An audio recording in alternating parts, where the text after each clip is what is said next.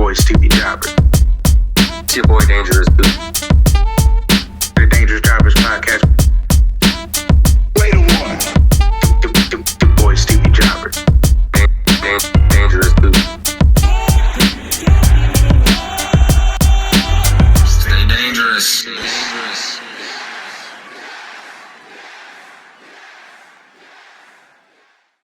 Ladies and gentlemen, boys and girls, children of all ages, it's your boy Stevie Jobber. It's your boy Dangerous Dude.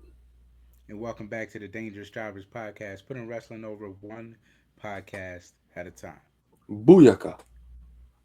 And it's a little weird. I feel weird. Weird is my key word going into this weekend. I have a lot of ups, a lot of downs. There's a lot of mud to get through. Yeah. A lot of orders, some chicken salad, some chicken other stuff. But we'll get right into it. Before we talk Rumble, we're starting a new segment called Must See Matches. Matches from the Indies you may not have seen from all over, anywhere we saw it, and even some main roster if they had a good week. And there certainly was some good matches this week that were televised. But I'm going to get to one that you might catch on YouTube. The must-see match for this week is coming from MLW. Shout out to MLW. At the Don Gato special, it's the main event for MLW that night. It's Killer Cross versus Matt Riddle. I think those guys put in a solid match. Left a good expectation, even if you just watch the show alone. No story build. There's a promo in there that'll get you to the main event. I guarantee it. And they really do deliver. So I want to put that in there as the must see match. Killer Cross versus Matt Riddle. No longer the King of Bros. It's a heel Matt Riddle, which puts a new kind of spin on the match for me. But with that being said, I almost want to say we go downhill from here, but I'll leave room for positive reinforcement. Let's get into the Rumble, Duke. Tell us how you felt about the women's match. I won't even give any. Just tell us how you feel. Um, I went into this match with low mid expectations, and as the match progressed, I will say the expectations got lower. But we do have to find some positives within the shambles and whatnot. A positive for me, Alexa and Charlotte starting off at 1 and 2 was hilarious. So I gotta give them the props there. They made that look pretty funny. A lot of slip ups, a lot of slip ups in this match, more than I was expecting, given the amount of years they've been doing this Rumble. You guys should have this down packed by now. A lot of people had a lot of solid gear. I seen Jordan Grace, Maxine, Ivy. A lot of people were doing the Power Rangers. Like they had the Power Rangers inspired type gear. So I thought that was pretty cool. And then as we get further into the match, I feel like we were both a little disappointed because both the people we picked either didn't go far or didn't show up at all. And I hate to say I told you so on a certain somebody who might be coming back. But yeah, I called Brie Bella coming back. And as far as the winner goes, for me, a couple years too late. I feel like other people could have benefited from winning the Rumble, but one of my favorites won, so I can't be super upset. But again, back to my point, a couple years too late. Don't see the point of Liv winning. That's where I'm at on it.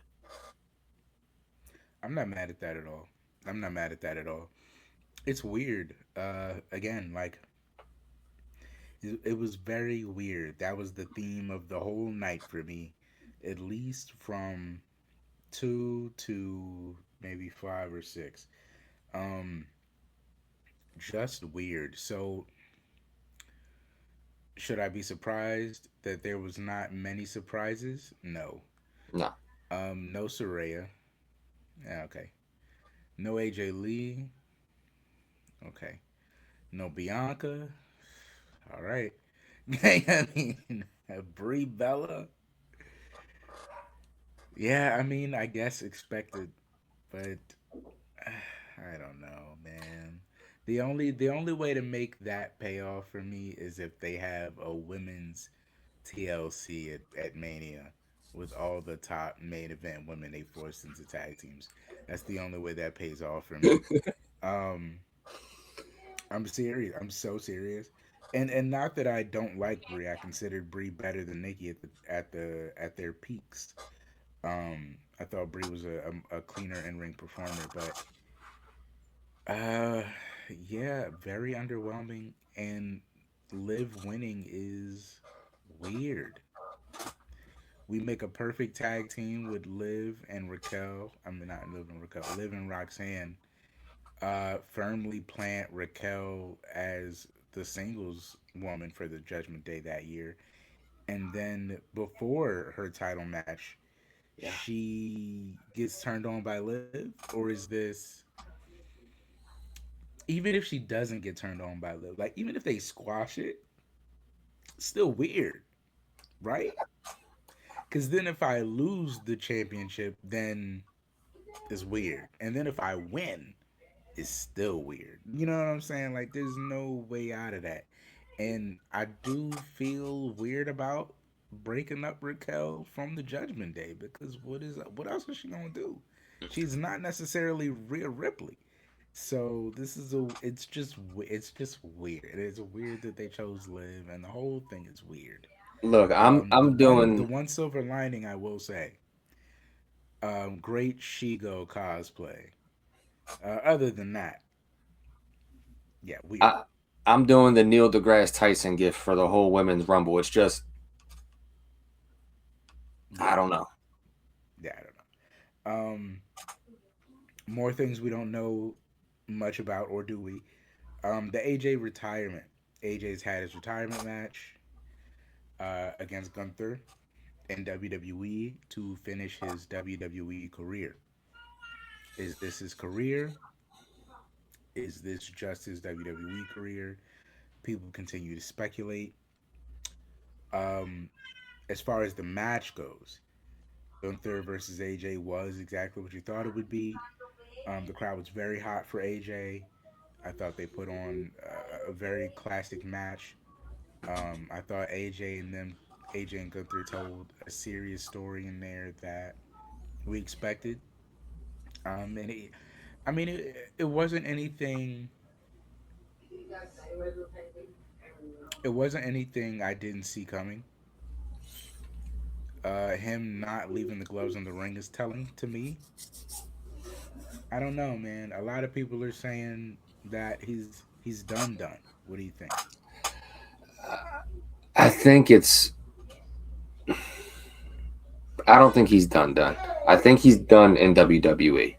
I wouldn't be surprised if, like we said before, he pops up in TNA or elsewhere. I don't want to say the elsewhere because I really don't want him to go there, but wouldn't be surprised at this point. I don't feel like he's super done. I think it's just WWE that he's done with. I Mm-hmm. wouldn't be surprised if he just finishes out the year in a John Cena fashion elsewhere.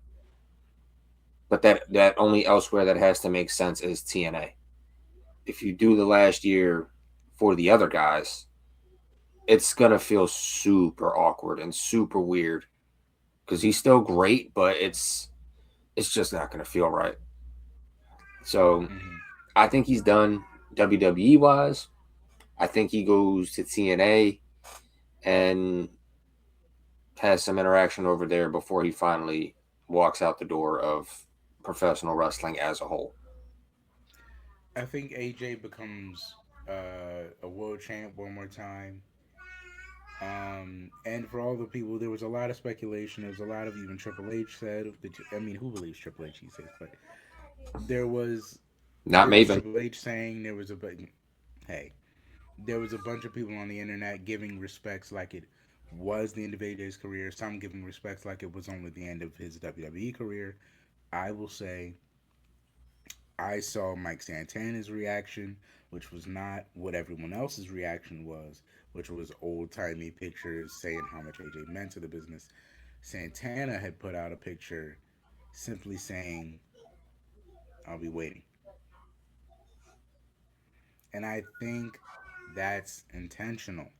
Hmm. At least in my heart of hearts, I hope so.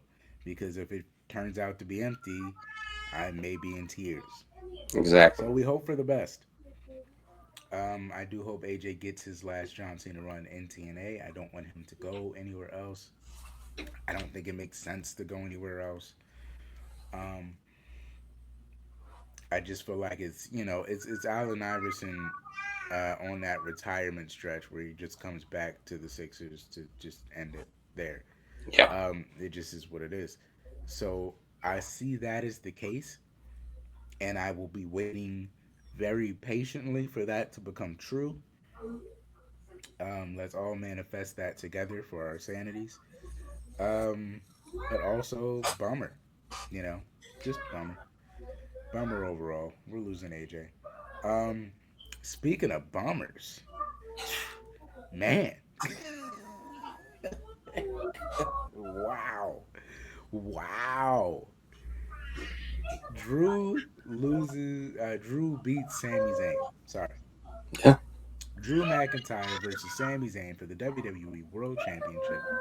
And Sami Zayn loses. Not only does Sami lose for the first time in Riyadh, not only does Sami lose to Drew, not only does Sami lose to Drew for the world title, he loses pretty much clean. Yeah.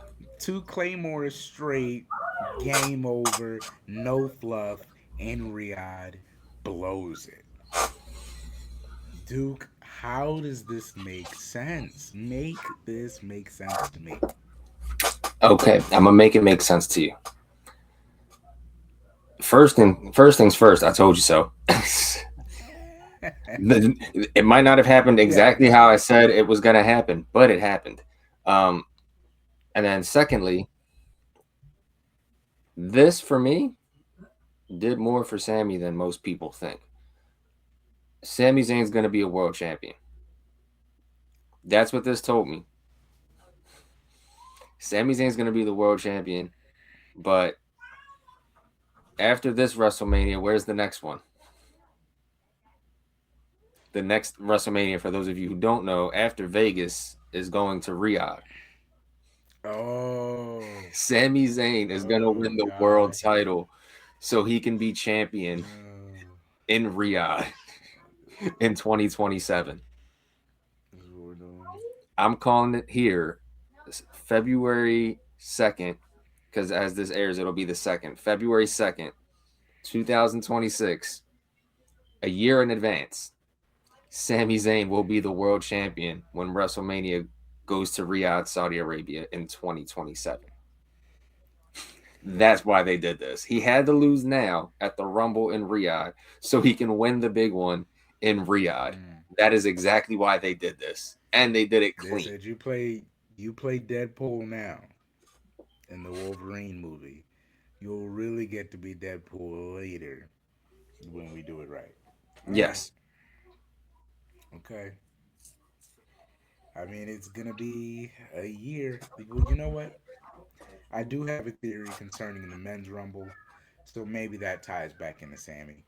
But I will say, as an event, 3 matches in, bro, that sucked. It did. It did, but they're playing the super long game right now. I see what they're doing. And the men's rumble kind of just solidified that for me in a way, but I see what they're doing.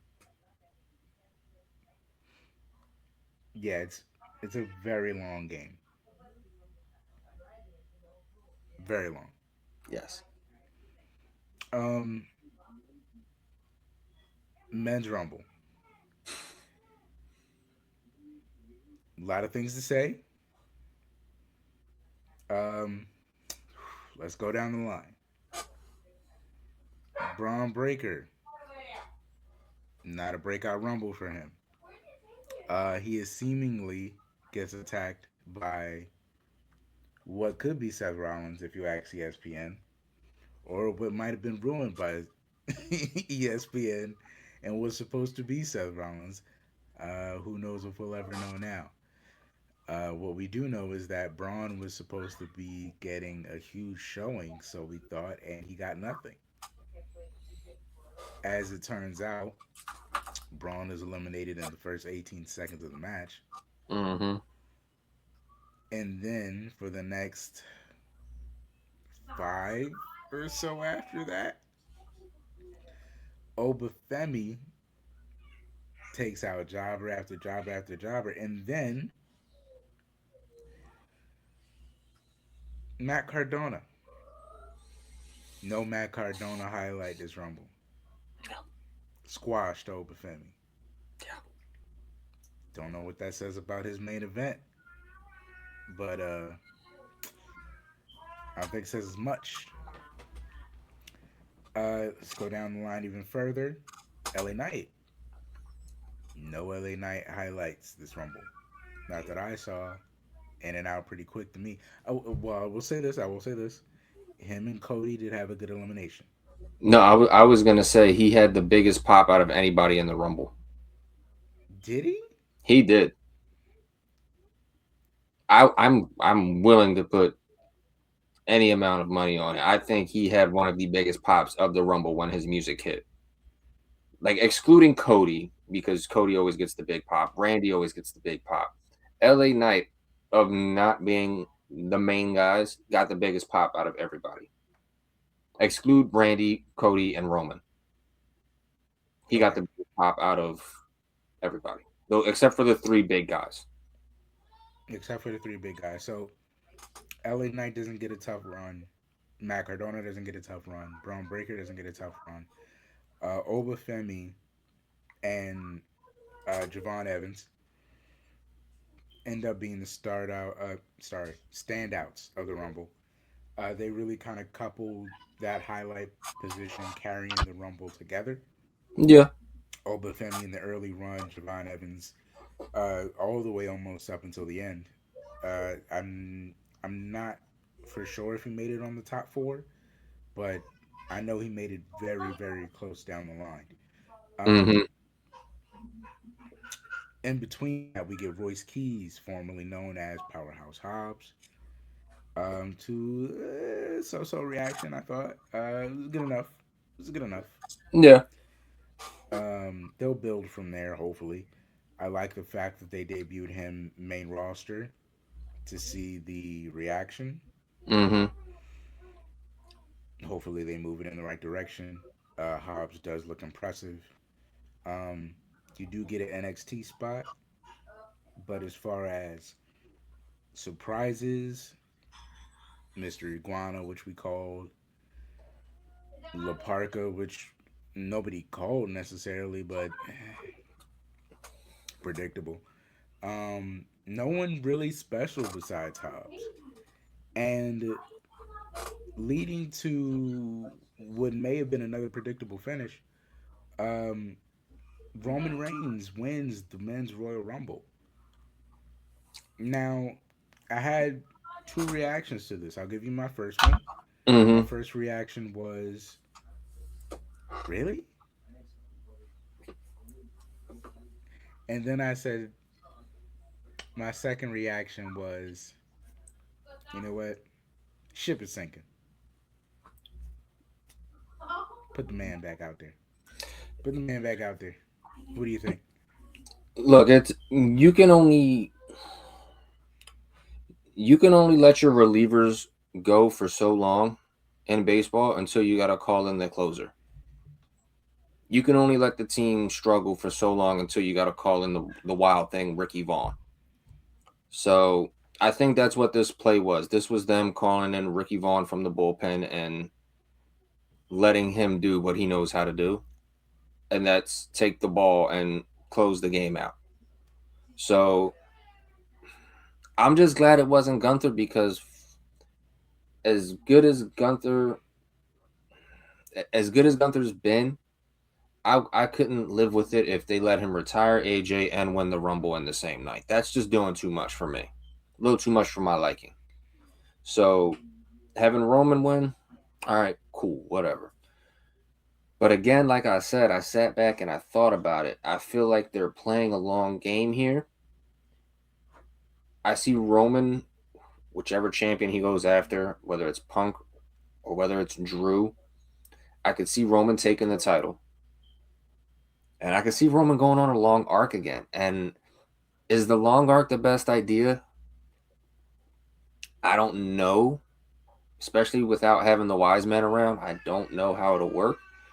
But I could see them doing that so Sammy could start this arc as the giant killer, like he was at Mania and Philly beating Gunther, having been somebody who's fought Roman already and has Mm. probably grown since then. I could see them pushing it to where once we get to next year, we do the Rumble. Sammy wins the Rumble. Sammy goes to Mania in Riyadh, faces the tribal chief, and wins in Riyadh. So that way we could just have this ultimate story of Sammy winning in the place that he's most over and once and for all putting the nail in the coffin of the tribal chief. Mm. Okay. Um, Let me promo that all together and spin it. Fantasy. Let's fantasy book real quick here. Mm-hmm. Um, I thought back to AEW when they activated MJF essentially, and we had said that it was time. Mm-hmm. Like there was a lot of good main event. They had their best guys at work, literally, all in the ring together, and there still needed to be just something more. Somebody essentially, uh, the underrated star player had to step in, which Mm-hmm. ended up being MJF because we all know if MJF is champ, business is picking up, stories are picking up. Whatever MJF has his hands on as peak MJF is good work. Yes. Um, and I felt like essentially Roman Reigns had went on Pat McAfee's pod and said that he gave him 2 years to essentially see where the ball was going to go, Yeah. and nobody had it like Roman, so it was time to get back to business, which feels just like the MJF thing. Uh, he waited 2 years, and I think you could build a whole arc off of that. I Mm-hmm. gave you 2 years. I gave you 2 years. You did nothing. I'm back to take it all again. And I could see them, honestly, I could see Sammy falling back into the bloodline after losing to Drew if Roman goes after Drew, simply because you could have that confrontation and you could see Roman going, "Hey, you're my family. You're the honorary Uce.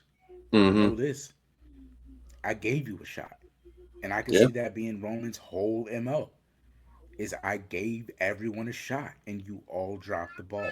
So now get behind me and let's do this thing again. Yeah. I could see him having that interaction with Sammy, like I still want to be world champ, and Roman going, "Hey, I get it, but I gave you a shot. You didn't get it done. Now it's my time." Basically. I could see them having an interaction with Fatu backstage, because Roman ends up throwing out Jay and Fatu. I don't think that's by accident. Yeah. I think he has that conversation with Jay, like, "Hey, you choked out Gunther the other year at WrestleMania. How long did you hold that belt? Not very long. Nope. You had that ball, dropped it right away, damn near. My turn. You're tag team champion again. Get in line. Let's Let me do show this you again." how it's done. I could see him going with Fatu and being like, "Hey, you got beef with Drew. You got beef with Cody. I got beef with them too. I understand you. Like, listen, you know what? We in the Rumble is every man for himself. But we dislike all the same people. You know what I mean? Get in where you fit in. You lost Mm-hmm. your shot. I got mine. Get in where you fit in. Let's do business. I can see him rebuilding the bloodline just off the fact that I let all y'all have a fair shot and y'all all lost. Yeah, y'all I couldn't get let it done. Solo build his own family. I let Big Jim pretend it was going to be his year. I let Jay try to carry the ball. I let Sammy try to win the championship. I let everybody try to do the big one. I even let Cody shine. Mm-hmm. Nobody could do it. So let's tighten up. Let's get back in line with the bloodline. And let's make sure we do this how we supposed to do this. And I could see that being Sammy's year long arc of, nah, I still want to be the man. And then he could go into the Rumble, win it, and then they could run the next 3 months building Sammy to beat Roman. Exactly. Um, so that's a little fantasy book for you. Before we move on, I do have a little bit of um, outside WWE news, uh, or outside of main WWE news. Um, TJP, a guy we used to mention a lot on this pod, um, is now back with WWE via AAA. Mm-hmm. I don't know how many people were watching AAA last night, especially if you watched the Rumble and it left a sour taste in your mouth. But TJP had debuted in AAA on Saturday. He's now signed to AAA. We get TJP back. It did seem weird that he kind of still put up a United Empire sign, but I don't know. I'm assuming TJP working with AAA means he's AAA. They don't really do a lot of one-offs now that they're strictly WWE. Mm-hmm. So I assume we have him back altogether. Um, I don't have many thoughts on TJP coming back, but it was just like, hey, TJP's back. Yeah, basically. You know. In other news, um, small Easter egg to help our AJ point. TNA, upon AJ's retirement, has uploaded to YouTube their complete history of AJ Styles. Now, is that promotional or is that out of respect? We can all speculate wildly. And then I have some news from where the best wrestle. Um, the Rascals on Collision, same night as the Rumble, had their first tag match against Leo Rush and Action Andretti. Um, it was a dub, of course. I thought all four of those men went out there and had a very classic high flying tag team match. The Rascals pull it out in the end, as we assumed they would, and they have a great promo where they meet back up with Eddie Kingston and Ortiz in the locker room. So it looks like they'll be collaborating soon. Um, do I have any thoughts on the Rascals? No, but them getting the dub and fighting Leo Rush is definitely a match to see. So though it's not my must-see match for the week, I do think that's a good one for you to check out. On the path to that, uh, MJF had his promo against Brody King, another promo against Brody King, and I just wanted to get your thoughts on MJF versus Brody King. Do you find it interesting that the first guy they're going with in this time period that we're in is Brody King? So yes, I am surprised. However, I'm not mad at it, and I actually like the idea of using Brody King because for a while, when things get too stagnant in AEW, it becomes kind of boring to watch. Like, Mm, sure, Adam Page and Swerve can fight forever, but at a certain point, it's like, oh, all right, we're getting Swerve and Hangman again, or all right, we're getting the Young Bucks and these guys again. It can get stagnant after a while and make people not want to watch. However, when you're using MJF and somebody he hasn't really I'm not even sure if they've wrestled each other on AEW's main roster in singles competition. So it makes a lot of sense to use somebody who hasn't been seen as much in the main event scene, but we know is pretty great. So I'm not mad at them using Brody King in this spot at all. I'm actually impressed that they had the cojones to pull that trigger. Yes, I think so am I. I've been very impressed with Brody King, always have been. So I think Brody has a lot of potential, especially in this time where a lot of, depending on what he says and wears, could get a lot of traction. And they're two very polarizing human beings. I think MJF is keeping the mystique of being MJF, but also making Brody King's uh, intimidation factor really, really large. So I like everything they're doing so far. I don't know if it's going to be a one off. I hope it isn't a one off. I hope this is an opportunity for them to see where Brody King's main event potential really lies. Um, I think that could really help them. But really, the reason I bring all this up is to say that on Collision, the same night these two things are conspiring, there is a championship match that may have been the thumbnail for the last pod if you were watching. Uh, TNT Championship, Briscoe versus Ciampa for the first time in AEW, for maybe the first time in many years. They may have met on the Indies once or twice when they were both shaven headed and maybe less bearded.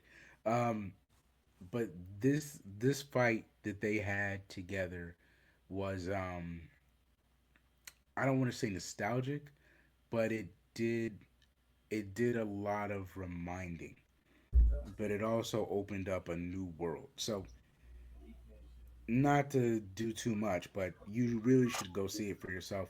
Champa and Briscoe have a respectable tough guy match Yes, as far as storytelling. As far as what they did in the ring, a lot of violence, a lot of chops, not very gory, but very physical. impactful. Yeah, Um, very physical, very impactful. Some great high flying spots from Chicken in the beginning. Some really tough shots from Champa, technically at the end. That really kind of cemented the deal. I love the way they really didn't leave room for weakness for the other. no, They did nothing to tear down Champa. They did nothing to really tear down Briscoe. It ended up just being a momentary lapse that caused the end of Briscoe, with leaving enough room for Champa to hit his knee and take the belt off of Briscoe. And they paid good respect in the end. They hugged. He put his hand in the air. It was a really good feel. I almost thought it was weird that they had a match after that. That really was the main event to me. Um, but Ciampa wins the TNT Championship, his debut match in AEW on Collision. By far to me the best night on Saturday, the best match of Saturday. no, without Um, question. um, just the atmosphere, the fan reaction. Um, I thought they had a better singles match than anyone else that night. Hmm. It really did a lot for Champa, but it did no disservice to Briscoe, No, which I loved that. I love that they were able to create an atmosphere where they big Champa up to the level he's supposed to be at, remind people what Champa looks like on his own, how devastating he can look on his own, um, against the guy like Briscoe, and it really brought a lot of respect to Briscoe's character to be in a ring with uh, Champa, whose character is so much more calculated and dark and sophisticated and thought out. To have that strong man fight, where it just comes down to that buckled knee at the end of the match, it really is, to me, an instant classic. So for anybody that wants to go see the best match of Saturday that may have been disappointed by the Royal Rumble, the TNT Championship match with Ciampa and Briscoe really did bring it home for me. That made all of the wrestling through the night worth it. Did you see it? What were your thoughts? How did you feel about Ciampa winning at the end? What do you think? So Ciampa winning, that tells me that AEW recognizes just who he is and how great he is. Because to win it in your debut for one of the biggest companies in the world, that speaks volumes. That shows you can actually do it. That shows they have faith in you. I'm pretty sure if Briscoe didn't feel that way, he wouldn't end up dropping the title. He probably would have said something like, dude, I'm not dropping the title to Ciampa in his debut match. But them actually pulling the trigger and going that route shows how great Ciampa actually is, how respected he actually is. And I think this is going to lead to a lot of great matches with Ciampa. We just seen the one he had with Chicken.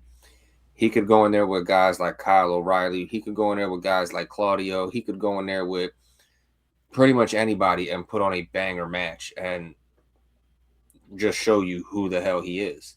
So I'm excited for this. I want to see more. I want to see what else they do going forward. Ciampa's definitely going to be on my must-watch list for the next few months. And I'll leave on this. I did find everything you just said super validating by what they left the Ciampa match on. Mm-hmm. It wasn't just on the hug. It wasn't just on the arm raise. It wasn't just on Ciampa holding the TNT Championship. As Briscoe is sitting in the corner watching Ciampa celebrate, none other than Kyle Fletcher, who to me made 2025 his breakout year, Mm-hmm. is at the top of the stage ready for Tommaso Ciampa. And I said to myself, this was the first guy I thought of. And when I said guys that Ciampa could go in there today and mix it up with on the mic in the ring, Kyle Fletcher. Oh, the money in Kyle Fletcher and Tommaso Ciampa just on a microphone level, let Mm-hmm. alone in the ring. Incredible, incredible potential. Um, with that being said, man, thank you for lasting this long. Thank you for staying this long here with us. Tell us your thoughts on the Rumble. Did you love it? If you loved it, please comment on why. We would love to have a conversation Please about tell us what why. was great about the Rumble, because we didn't feel the same. Nah. And if you watch AAA, let us know what happened in AAA. I think the only highlight I saw was that Dom had that promo and TJP had showed up. Um, and if you're along with us and you're a AEW diehard, then let us know what you thought about Collision. Let us know what you thought about Dynamite, which I didn't see much of, just enough to know that Ciampa was going to fight him on Collision. Um, so leave a comment, let us know, hit the link in the description, all that good stuff that we say every week. I have been Stevie Jobber. I have been Dangerous Duke.